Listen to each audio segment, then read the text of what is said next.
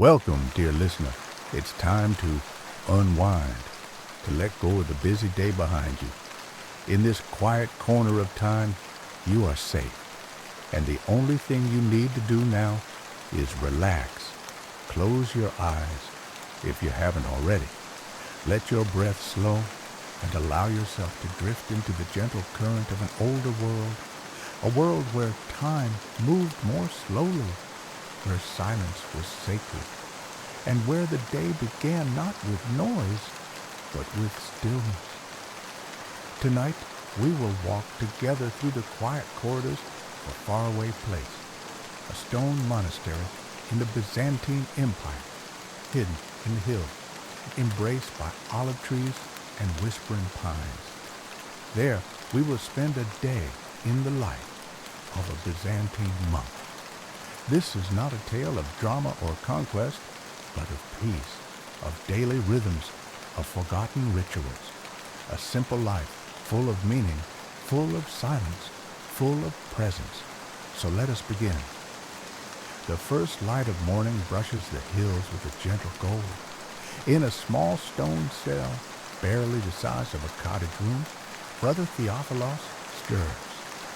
There is no bell to wake him, no alarm to ring, only the soft rhythm of his breath and the memory in his body that has learned over many quiet years when it is time to rise.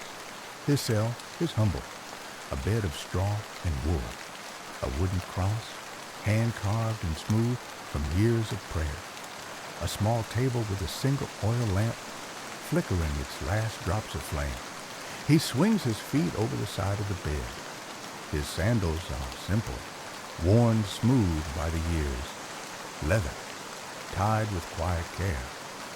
There is no hurry. Every movement is deliberate, reverent. Theophilos washes his face with cold water from a clay basin. The water is fresh, drawn last night from the stone cistern in the courtyard. It clears his mind, sharpens his senses, but gently. He wraps himself in his robe, coarse brown wool, not for fashion, but for humility. He carries with him only what he needs. The monastery is still. Only the birds speak. The chapel is waiting. Brother Theophilos steps softly down the corridor. His sandals make the faintest whisper against the worn stone floor. The hallway glows with early light from narrow slits in the walls. In the chapel, the air is cool, scented faintly with beeswax and old incense.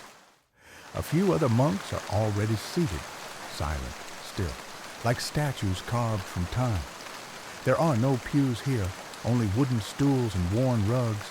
Icons line the walls, saints with calm faces, gold leaf halos catching the light. A bell is rung, soft and slow. The prayer begins in low voices, slow chants, rising and falling like waves. Ancient Greek syllables echo gently through the space. Not a performance, just devotion. Theophilos closes his eyes, mouth moving quietly. No need for books. These prayers live in the bones. He prays not to be noticed, but to disappear, to become small and still. After prayer comes breakfast, not a feast, a fast. Bread, baked last night in the stone ovens, a few olives, sometimes a little goat cheese, and water cool from the spring. They eat in silence, not because they must, but because the quiet lets the food nourish more than the body. A moment of mindfulness. Then the work begins. Some monks tend the garden, pulling weeds, whispering to herbs. Others gather honey or grind flour. Theophilos walks to the scriptorium. There, in the cool room, he sits at a wooden desk. Before him lies a manuscript, parchment stretched and trimmed. He dips his quill into ink made of oak galls and begins to copy, carefully, slowly, every letter, a prayer. He writes in Greek, unseals, round flowing letters. He draws tiny red crosses, borders of green vine. Time slows. Outside the birds sing. Inside, only the scratch of quill on skin. At midday the bell chimes again. Not loud, just enough. The monks stop what they are doing. Time to rest, reflect, breathe. Theophilos walks beneath the cloisters. The arches are cool, shaded. Beyond them, the courtyard garden hums with bees. He finds a bench beneath a fig tree.